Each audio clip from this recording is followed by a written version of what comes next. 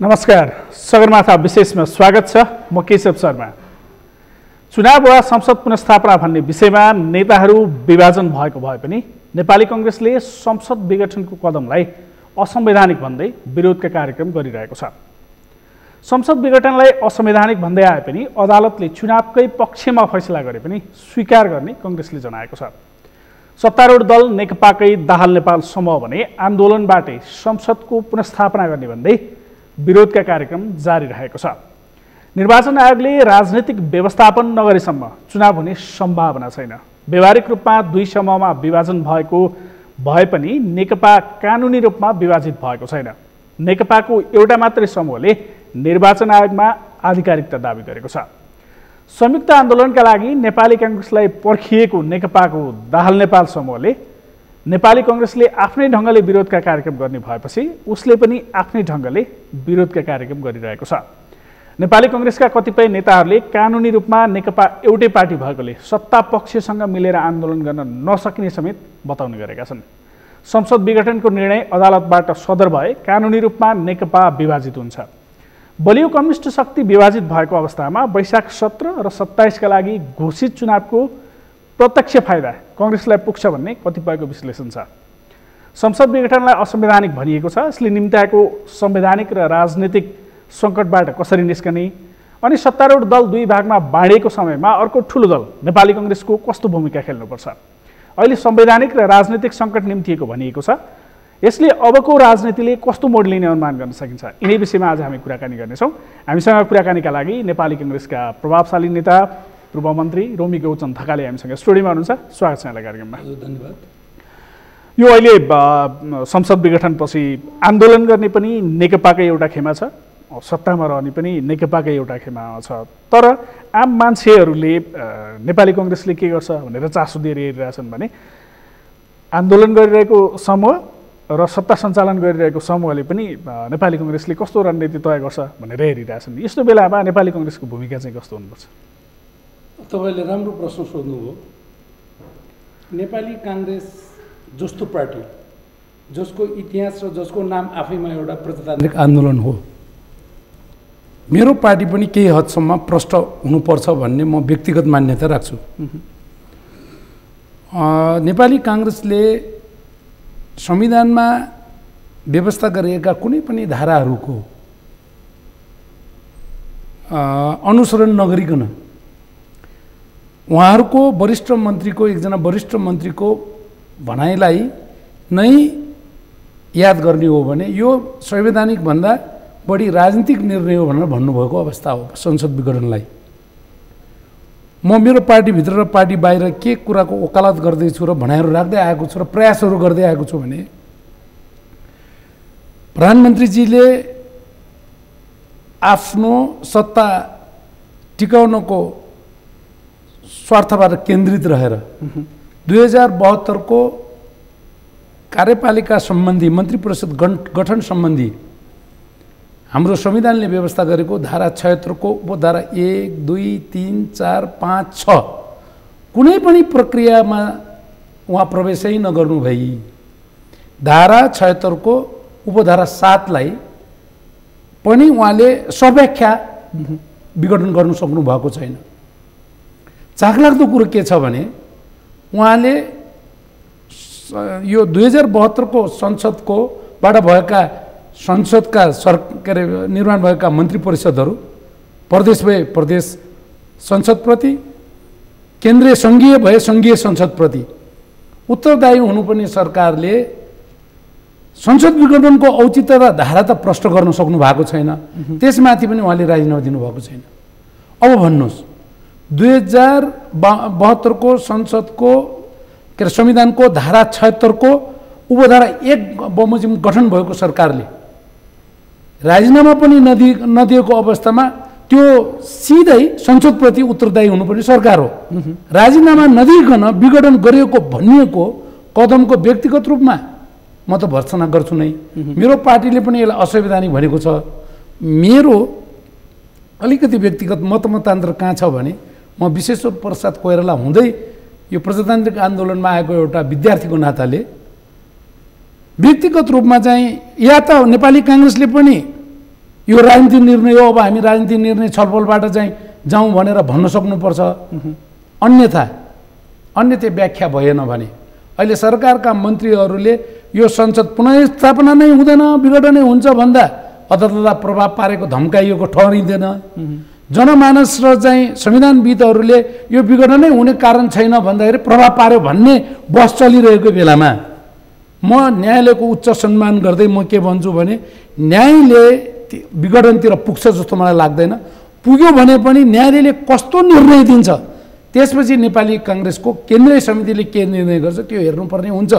हो, तपाईँले भन्नुभएको जस्तै यता कता संसदको विघटनको सर्वोच्च अदालतले सदर गरिदियो भने नेपाली काङ्ग्रेस जस्तो मान्छेलाई के अरे पार्टीलाई चुनावमा जान हिचकिचाउनु हुँदैन, बहुमत पनि आउँछ भन्ने एउटा जत्था पनि छ।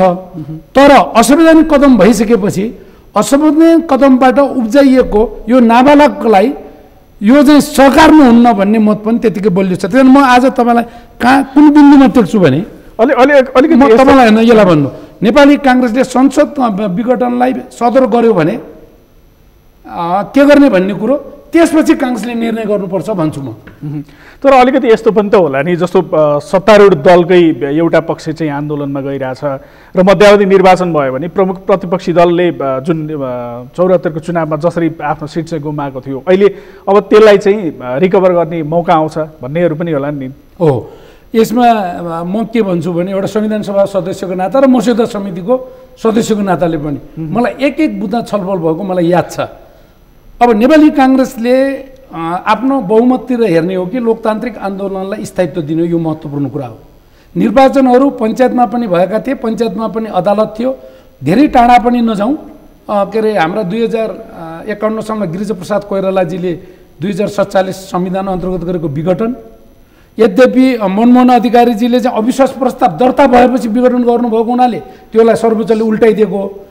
2059 जेठ 8मा त्यस्तो विषम परिस्थितिमा शेरबहादुरजीले गरेको विघटन चाहिँ संवैधानिक थियो। 2047 को धारा 53 को उपधारा 4 मा व्यवस्था थियो प्रधानमन्त्रीले सिफारिस गर्न सक्ने, यो कुनै पनि धारामा टेक्न सक्ने अवस्था छैन। त्यसैले मैले के भन्नु, म पनि त मुस्ताङमा झिनु मतले हारे हो नि त, सम्भवतः टुक्रिएको छ।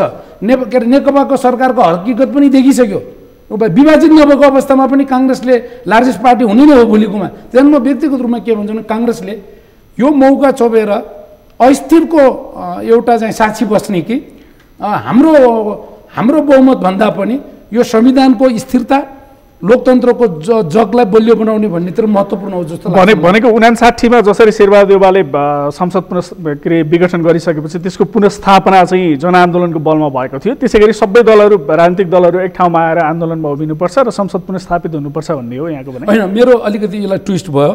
मैले भन्न खोजेको 2059 साल जेठ 8 मा शेरबहादुरजीले गर्नुभएको संविधान त्यसको औचित्यताको विषयमा प्रश्न त अहिले पनि उठिरहेको छ, गिरिजाबाबुको पालामा गरेको पनि उब्जिएको छ, तर तिनीहरू संवैधानिक थिए भन्न खोजेको। 2047 को धारा 53 को उपधारा 4 ले के अरे प्रधानमन्त्रीले संसद विघटनको तत्कालीन सिफारिस गर्न सक्ने व्यवस्था थियो, त्यो संवैधानिक थियो। त्यसको के अरे रिलेभेन्स कति थियो बहस छ, यो त त्यो भित्र पर्दै पर्दैन प्रभु। अहिले जुन घटनाक्रम जसरी बढ्या छ नि यसमा चाहिँ ओलीको मात्रै दोष छ त, प्रधानमन्त्री ओलीको मात्रै दोष छ? जसरी संसद विघटन भइसकेपछि त्यसको धेरै जिम्मेवारी चाहिँ प्रधानमन्त्री भएका हुनाले उहाँले लिनुपर्छ होला। तर जुन नेकपाभित्र लामो समयदेखि चलिरहेको थियो नि आन्तरिक किचलो, यसमा त प्रष्टै भन्न सकिन्छ तत्कालीन नेकपा माओवादी विचार र तत्कालीन नेकपा एमालेको कम्युनिस्ट पार्टी भन्ने आवरणमा दुई भिन्न डाइनामिक्सहरू भएको पार्टीहरूको चुनावमा गठबन्धन भयो र उहाँहरूले के भन्दाखेरि पार्टी एकीकरणको प्रक्रियालाई थाती राख्दै सत्ता साझेदारीमा उहाँहरूले चाहिँ के गर्नुभयो, एकता गर्नुभयो। त्यसकारण चाहिँ दुई डिस्टिङ्क्ट विचार भएका कम्युनिस्टहरूभित्रको मिलन धेरै टाढा जान सक्ने अवस्था थिएन, रहेन। र काङ्ग्रेस मलाई के लाग्छ भने यसो हेर्दा यो एकदम व्यक्तिगत कुरा हो, सायद नभन्दा राम्रो हुन्थ्यो होला, तर म अलि वास्तविकताको धरातलमा उभिनुपर्छ भन्ने। सायद प्रचण्डजी कहाँ मार खानुभयो होला जस्तो लाग्छ भने त्यो तत्कालीन अवस्थामा अहिले वर्तमान सम्माननीय प्रधानमन्त्रीजीको स्वास्थ्य ज्यादै कमजोर अवस्थामा रहेको, भगवानले र विज्ञानले उहाँलाई फेरि दोस्रो पटक किडनी ट्रान्सप्लान्ट भएपछि उहाँ स्वस्थ भएर आउनुभयो। त्यसपछिका रणनीतिहरू भत्ताभुङ्ग गएर यहाँसम्म पुग्यो हो कि जस्तो लाग्छ। योमा वस्तुत एउटा क्रान्ति बन्दुक उचालेर आएको भनिएको प्रचण्डजी एउटा मदन भण्डारीको बौद्धले जनवादको लामो श्रृङ्खला बोकेर संसदीय अभ्यासमा सम्भावित भएको तत्कालीन नेकपाको नेता केपी ओलीजी र माधव नेपालजी झलनाथजीहरू जस्तो भएको पार्टीमा उहाँहरूको कमी कमजोरी र आन्तरिक कलहले यहाँसम्म पुगेको चाहिँ हो। तर यहाँसम्म पुग्छ कि भनेर निगरानी गर्न नसक्ने मेरो पार्टी पनि त्यत्तिकै जिम्मेवारी हो। अहिले जस्तो यो त संसदीय प्रणाली, देश चाहिँ संसदीय प्रणालीमा छ, यो कस्तो व्यवस्था हो त? आफू बहुमतमा रहेको प्रधानमन्त्रीले म जनताकोमा जान्छु भन्दा पनि नपाउने, असंवैधानिक हुने, हामीले कतै संवैधानिक त्रुटि पो गऱ्यौँ कि? हेर्नुहोस्, यो अब फेरि पनि मैले के अरे दोहोऱ्याएर भन्न चाहेँ कि संविधान सभाको मस्यौदा समितिको एउटा मौलिक अधिकार र यो संवैधानिक अङ्गहरूको उपसमितिको म पनि कोर ग्रुपको एउटा सदस्य। मलाई हिजो भएको तर्कहरू झल्झलै मेरो दिमागभित्र मनस्पटलमा छन्। त्यसैले मलाई यो विघटन नपचेको कारण त्यस कारणले पनि हो। हामीले विगतमा 51 सम्म गिर्जाहरूले आफ्नो नीति र कार्यक्रम असफल भएपछि संसद विघटन गरिदिनु भयो अराजकता बढ्छ भनेर। अनि 52 सालतिर होला मलाई लाग्छ के अरे हाम्रो मनमोहन अधिकारीजीले अविश्वासको प्रस्ताव दर्ता भएपछि अस्पतालकै बेडबाट विघटन गरिदिनु भयो। अदालतले अविश्वासको प्रस्ताव दर्ता भएपछि फेस गर्नुपर्छ भन्नुभयो। त्यसपछि ती बिचमा धेरै सांसदहरू सुरा र सुन्दरी र ब्याङ्कमा लाइन लाएर गयो भन्ने कुराहरू पनि हामीले सुन्यौँ। खरिद फरोक र चाहिँ भनौँ न अवैधानिक विसङ्गतिका कुराहरू चरम चुलीमा परेकै कारणले गर्दा 2059 सालमा संसद विघटन भएको सबै अनुभवहरूलाई हेरेर संसदमा सरकार निर्माण हुने सम्भावना रहन्जेलसम्म प्रधानमन्त्रीलाई यो अधिकार दियो भने फेरि पनि अराजक हुन्छ। सुरा र सुन्दरीको कुरा चल्लान्, हर्स ट्रेडिङ अफ के अरे बुझ्ने भाषामा आम जनतालाई भन्ने भने खरिद फरोक होलान् भनेर हामीले संसदले वैकल्पिक प्रधानमन्त्री दिने अवस्था रहेसम्म के अरे संसद विघटनको परिकल्पना गरेका छैन। तर त्यति हुँदा पनि संसद विघटन भएको छ। अहिले तपाईँले यसो भन्दै गर्दा संसद पुनस्थापित हुनुपर्छ, यो चाहिँ विघटन हुनु हुँदैन थियो भन्दै गर्दा तपाईँकै पार्टी सभापति शेरबहादुर देउवाले चुनाव भए पनि हामीलाई मान्ने हुन्छ भन्नुभएको छ भने कतिपय नेताहरूले चाहिँ चुनाव हुँदा पनि पुनस्थापना हुँदा पनि नेपाली कङ्ग्रेसलाई चाहिँ फाइदै हुन्छ भन्नेहरू पनि छन्। भनेको यो अहिलेको यो हामी जुन सङ्कटमा छौँ यसको समाधान भनेको पुनस्थापना बाहेक अरू हुन सक्दैन उसो भए? होइन, विभिन्न उपायहरू हुन सक्छन्। म कहाँनिर जोड दिन चाहन्छु भने त्यतिखेर संविधान हामीले जब डिक्लेरेसन घोषणा गर्दै थियौँ त्यतिखेर असन्तुष्ट पक्षहरू थुप्रै थिए। उदाहरणको लागि लिन सक्छ मधेस थियो, आदिवासी जनजाति थिए, दलित थिए, महिला थिए, पिछडिया वर्गको क्षेत्रहरूको कर्णाली क्षेत्रकै कुराहरू थिए। त्यतिखेर हामीले के गर्यौँ भने संविधान घोषणा गरौँ, अनिर्णयको बन्दी नबनाउँ। यो संविधानका कुराहरू सबै पछि एउटा राजनीतिक निर्णय गरेर फेरि हामीले संशोधन गर्दै जाउँला भनेर ती असन्तुष्टि पक्षहरू माग गरिएका आन्दोलित पक्ष समूह र क्षेत्रहरूलाई विश्वासमा लिएर संविधान डिक्लेयर गर्यौँ। अब म कहाँनिर उभिन खोज्छु भने मेरो प्रधानमन्त्रीले वर्तमान मेरो प्रधानमन्त्रीजीले यो संविधानको सान्दर्भिकता मैले देखिनँ।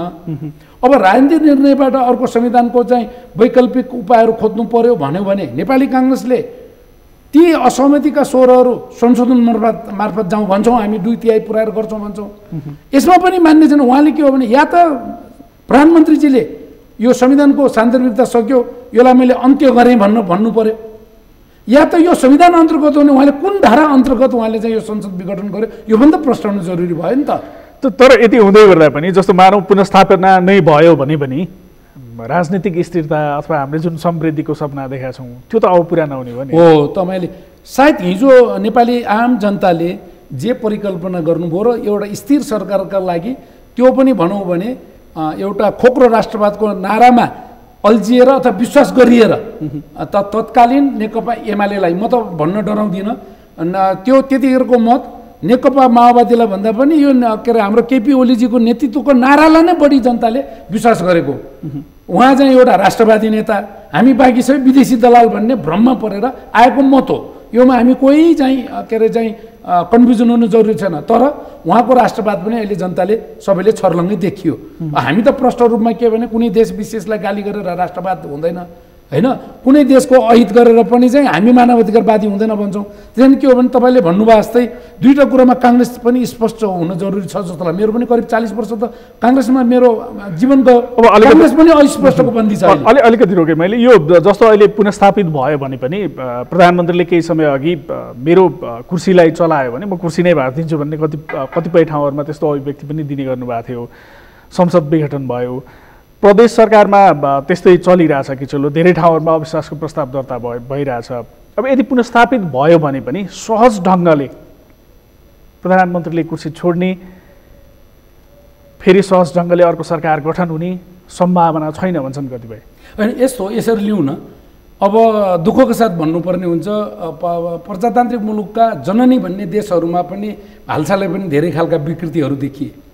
कुनै एउटा आफूलाई शक्तिशाली राष्ट्र भन्ने को जनताको घर भनेर चिनिने कङ्ग्रेसमा पनि त्यत्रो हुलदङ्गा भयो हैन। अब कानेरबाट गर्ने, तर एउटा के हो भने संसद पुनर्स्थापना भयो भने यसको जगमा चलेर हिजोको जनताले चाहेको जस्तो स्थिर सरकार त अब दिन नसक्ने करिब म देख्छु मेरो एङ्गलले हेर्दा पनि। तर संविधानको जगहरू पूर्ण भत्किँदैन।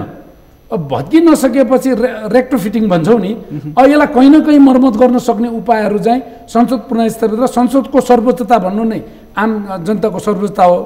यहाँले राख्नुभएको प्रधानमन्त्रीको विकल्प भयो भने कुर्सी भचाइदिन्छु भन्ने जुन तपाईँले दृष्टान्त दिनुभयो भने म के भन्छु भने एउटा सानो बचपन कालदेखि म जब चेतनाको खुल्यो मलाई, म हाइस्कुलबाट नै अलि जनताको पक्षमा बोलेको नाताले म के भन्छु भने नेपाली जनताको सार्वभौम अधिकारलाई कुल्चिने काम भयो भने आन्दोलित हुने हो।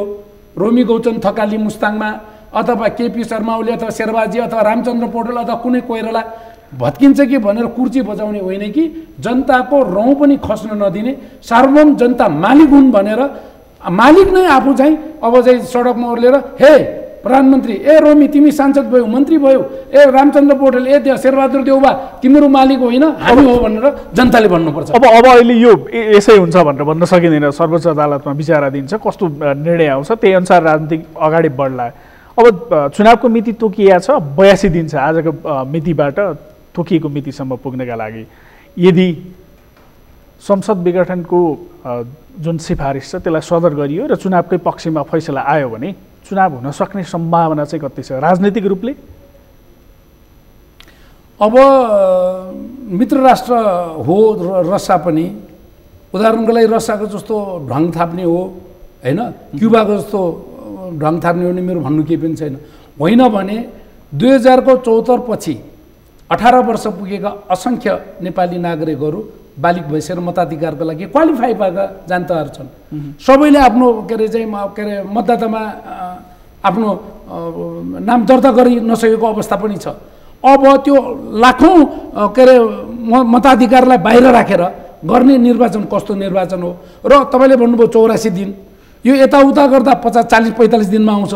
त्यो हतारमा गरिने निर्वाचन कस्तो हुन्छ तपाईँ परिकल्पना गर्नुहोस्। निर्वाचन भयो भनेर मुस्ताङमा रोमीलाई जिताउने, बर्दियामा फलानलाई जिताउने हैन भनेर अब सबै संयन्त्रहरूलाई गोटोल मटोल गरेर मतदाता बाँडेको जस्तो गरेर आफै मत हाल्ने हो भने मेरो भन्नु केही पनि छैन।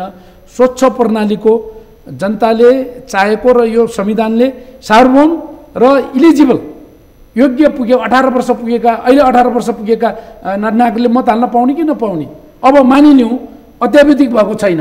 आजभन्दा 1-2 वर्ष अगाडि चाहिँ 25 वर्ष पुगिसकेका छन्, दर्ता भएको छैन, ती चाहिँ प्रतिनिधि सभाको सदस्य हुन पाउने कि नपाउने? अब अहिले कस्तो देखिन्छ भने जस्तो नेपाली कङ्ग्रेसले पनि विरोधका कार्यक्रमहरू गरिरहेछ, विभिन्न जिल्लाहरूमा कार्यक्रम भइरहेछन्, वडा स्तरीय कार्यक्रमहरू पनि गरेछ। यो संसद पुनर्स्थापना हुनुपर्छ भनेर माग गर्ने नेताहरू पनि जिल्लाका ती कार्यक्रमहरूमा जाँदा सबै पालिकाहरूमा पुगेको यसो चुनावकै झल्को दिएको हो कि जस्तो देखिन्छ।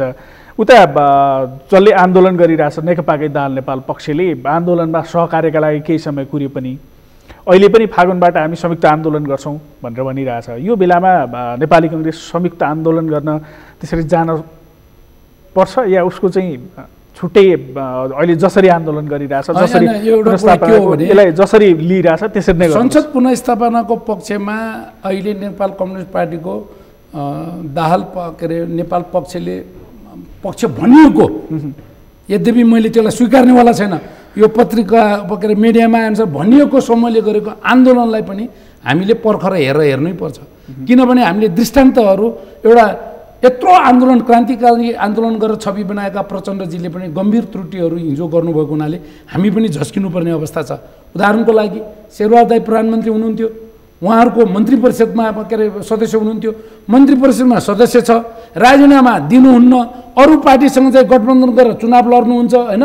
त्यस कारण चाहिँ के हो भने दाहाल नेपाल पक्षमा विशेष गरी दाहालजीले नेतृत्व गरेकोमा हामीले अहिले तत्कालै चाहिँ होमिनुपर्छ भन्ने मलाई लाग्दैन। नेपाली काङ्ग्रेसले आफ्नो नेपाली काङ्ग्रेसको आइडेन्टिटी भनेको प्रजातान्त्रिक आन्दोलनलाई बचाउने कि नबचाउने, सत्तामुखी भएर दाहाललाई ल्याउने कि शेरबहादुरजीलाई लिने कि अथवा रोमीलाई लिने कि अथवा रामचन्द्रलाई लिने कि भन्ने कुरोमा महत्त्वमा राख्दैन। र त्यो हो भने नेपाली काङ्ग्रेसले गर्ने आन्दोलनहरू पनि मेरो व्यक्तिगत रूपमा समर्थन रहँदैन।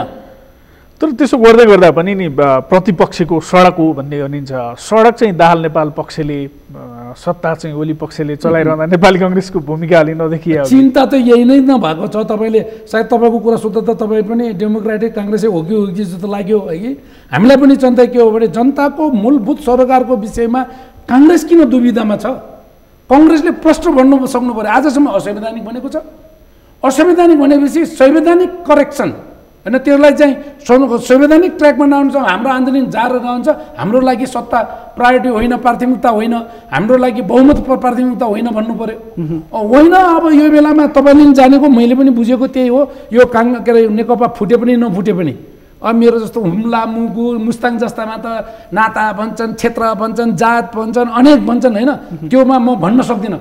नत्र बुझेको चेतनशील समाजमा जहाँ निर्वाचन हुन्छ अब नेपाल कम्युनिस्ट पार्टी एकीकरण भएकोले पनि जित्न सक्दैनन्। तर यसो भनिरहँदा काङ्ग्रेसले बहुमत प्राप्त गर्छ भनेर काङ्ग्रेस त्यसपट्टि जानु हुँदैन कि काङ्ग्रेसले यो संवैधानिकता, सार्वजनिक सर्वोच्चता, नागरिक सर्वोच्चता र विगतमा यो सरकारले लिन खोजेका के अरे चाहिँ स्टेपहरू हामीले गहिरो अध्ययन गर्न र विश्लेषण गर्न हामी चुक्यौँ। जस्तो मिडिया विधेयक, गुठीको विधेयक, यो जे जस्तो घटनाक्रमहरू आउँछन् नि, अनि यो राजनीतिमा विदेशी शक्ति केन्द्रको हात छ अथवा विदेशी दलाल भनेर भन्ने गरिन्छ नि। अहिलेको यो संसद विघटनमा पनि कतिपयले चाहिँ विदेशी शक्ति केन्द्रको हात पनि छ यसमा भन्नेहरू छन्।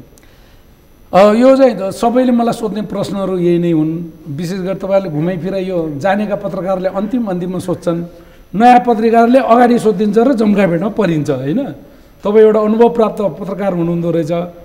विदेशी शक्तिहरूले सरोकार राख्छन् होला, उनीहरूको देशको लागि स्वाभाविक रूपले उनीहरू खेल्न खोज्छन् होला। खेल्ने को माथि? चीन आएर यहाँ हाम्रो संविधानको अहिले विघटन गरिदिया हो, भारत आएर चाहिँ भारतको राष्ट्रपतिले विघटन गरिदिया हो, भारतको प्रधानमन्त्रीले गरिदिया हो। जसले जुन शक्ति राष्ट्रले गर्न खोजेन प्रयोग त हामी हुने होला नि त। हामी प्रयोग नभए खेल्छ कसले कहाँ? हामी प्रयोग भइदिने अनि विदेशीले यो र त्यो गर्यो भन्ने। त्यस कारण चाहिँ म के भन्छु भने नेपालको पोलिटिक्समा विदेशी हस्तक्षेप हुँदैन र हुन खोज्दैन भन्ने कुरा मैले इन्कार गर्दिनँ। तर त्यो हुँदै गर्दा त्यसको चाहिँ गोटी को हो त? तपाईँ हामी जस्ता त होला नि त। हामीले हाम्रो देशमा चाहिँ निर्णय लिन सुरु गऱ्यौँ, के अरे पक्षमा दृढ तरिकाले अन्तर्राष्ट्रिय सम्बन्धहरू राख्यौँ, छिमेकी मुलुकसँग विश्वासिलो सम्बन्ध राख्यौँ भने त उहाँहरूले सुझाव दिन्छ होला, प्रयास गर्छ होला। हामीले हाम्रो नेपालको पृष्ठभूमि यो हो। जस्तो उदाहरणको लागि चीनको संविधानसँग त हाम्रो संविधान मेल खाँदैन, तर नेपालमा पनि कम्युनिस्ट पार्टी भन्ने पार्टी थुप्रै त छँदैछ होइन। तर हामीले चीनलाई भन्न सक्नु पऱ्यो कि नेपालमा च्याउ जस्तो उम्रिएको धेरै कम्युनिस्ट पार्टी छन्, तर यी पार्टीको धेरै पार्टीले नेत्रविक्रम विप्लव जस्ता केही पार्टी बाहेक सबैले यो संविधान मानेको छ। त्यसकारण चीनलाई के भन्नुपर्छ भने तपाईँले यो नेपालको हाम्रो संविधान अन्तर्गतमा कम्युनिस्ट पार्टीलाई धेरै बोकेर नखेलाउनुहोस् भन्नु पर्यो। अब भारत दक्षिण भारतमा स्वतन्त्र छ, उनीहरूको संहिता छ, तर हाम्रो त कस्तो छ भने उनीहरूको फर्स्ट होइन पोस्ट इलेक्सनमा छ, जसले जित्छ त्यो हुन्छ। हाम्रो त मिश्रित प्रक्रियाको छ। हामी केही प्रतिशत तपाईँको संविधानसँग मिल्दोजुल्दो छ, तर हाम्रो समानुपातिक पनि छ, हाम्रो इन्क्लुसिभ डेमोक्रेसी हो। त्यसकारण चाहिँ संवैधानिक के अरे चाहिँ सर्वोच्चताको लागि तपाईँहरूले हामीलाई अन्तर्राष्ट्रिय भारत चीन लगायत अब कस्तो छ भन्दाखेरि दुईवटा भिन्न जाइन्ट सिंह जस्तो राष्ट्रहरू छन्, दुईवटा सिंहको बेग्लै बेग्लै धारा छ। भन्नु खोजेको आर्थिक प्रणाली फरक छ।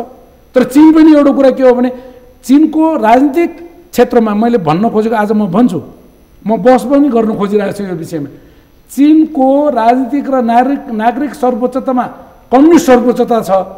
तर आर्थिक प्रणालीमा पश्चिमी मुलुक जो पुँजीवादी भनिन्छ नि तिनलाई पनि जित्ने खालको चरम पुँजीवादी देश हो। तर अब अहिलेको यी घटनाक्रमहरूले जे देखाउँछ नि यो राजनीति भने त प्रणाली निर्माण गर्ने माध्यम हो भनेर भनिन्छ होइन। जे घटना परिघटनाहरू घट्दै गइरहेछन् यी सबै त सत्ता र शक्तिकै लागि हुन्। यो चाहिँ नेतृत्वमा मात्रै देखिन्छ अथवा कार्यकर्ता लेभलबाट पनि त्यही खालको नेतालाई बुम आउँदै गर्दा चाहिँ नेताहरू त्यसरी सत्ता र शक्तिका लागि प्रणाली निर्माण गर्ने माध्यम हो भन्दै गर्दा पनि त्यतातिर लाग्छन्। हेर्नुहोस् अब म यो उमेरमा पुगिसकेपछि यो अनुभव लिएपछि मैले दुईवटा कुरा गर्नु हुँदैन, म गर्दा पनि गर्दिनँ, गरेको इतिहास पनि छैन। नगरेको हुनाले रोमी दाई अलि झोकेर बोल्नुहुन्छ, सत्य बोल्नुहुन्छ भन्ने जनमत पनि छ। नेताहरूले मलाई पचाउँदा पनि पचाउँदैन। म तपाईँलाई प्रश्न के भन्छु भने हाम्रो समाज यसरी डिभाइड गरेर लग्यो नेताहरूले, त्यसमा म पनि त त्यसको भागीदारी होला नि त। अहिले संविधानलाई आफ्नो अनुकूल व्याख्या गरिदिने, पार्टीको विधानलाई पनि आफ्नो अनुकूल गरिदिने, त्यसकारण चाहिँ नेताहरू जनताप्रति इमान्दार देखिएको छैन। यो भन्दाखेरि मलाई सांसदको टिकट पाउँदिन, मन्त्री हुँदैन, केन्द्रीय सदस्य हुँदैन भने ती मेरा लागि गौण कुराहरू हुन्। त्यो धेर थोर मात्रामा मेरो पार्टीभित्र पनि देखिन्छ। तर दुर्भाग्य के भयो भने हाम्रो नेपालको संविधान बहुदलीय प्रतिस्पर्धामा बहुलवादमा आधारित हुनेछ। प्रिएम्बलमा चाहिँ समाजवाद उन्मुख भनिएको भए तापनि संविधानको हामीले धाराहरूमा चाहिँ हेर्दै जाने हो भने हामीले के भन्यौँ, नेपाल एक बहुजातीय बहुभाषिक बहुदलीय प्रणाली र बहुलवादमा आधारित संसदीय प्रणाली हुनेछ भन्यौँ। तर दुर्भाग्यवश हामीलाई के विश्वास थियो भने प्रचण्डजी पनि 10 वर्ष युद्ध गरेर आउनुभयो, शान्ति प्रक्रियामा 4-5 वर्ष टकपर गर्दा पनि उहाँले पनि एउटा अनुभव गर्नुभयो। अब नेकपा एमाले त झन् मदन भण्डारीको बहुदलीय जनादेशवाद भएर आएको, यिनीहरू संसदीय प्रणालीमा अब सम्भावित भए हाम्रा लागि चरम कम्युनिस्टसँग द्वन्द्व गरेर देशलाई चरम द्वन्द्वमा लैजानुभन्दा मिडल ग्राउन्ड खोजेर चाहिँ हामीले यो व्यवस्था गऱ्यौँ। तर दुर्भाग्यवश हाम्रा कम्युनिस्ट पार्टी आवरण गरेको पार्टीका मित्रहरू के रहेछ भने न त नेपाल कम्युनिस्ट पार्टीको चरित्र र सिद्धान्तसँग उहाँहरूको मेल खान्छ, न त चाहिँ के भने उहाँहरूले चाहिँ यो संविधान अन्तर्गतको चरित्र देखाउन सक्यो। दुर्भाग्यवश निर्वाचनको बेलामा केही विवादास्पद निर्णयहरू पनि मेरो पार्टीका सम्मिलित सरकारहरूबाट भए, त्योमा जनताले चाहिँ नेपाली काङ्ग्रेसभन्दा त अलि बेटर केपी शर्मा ओलीले नेतृत्व गरेको गर्नुहुन्छ कि भन्ने एउटा आशले मत उहाँले पाउनुभयो।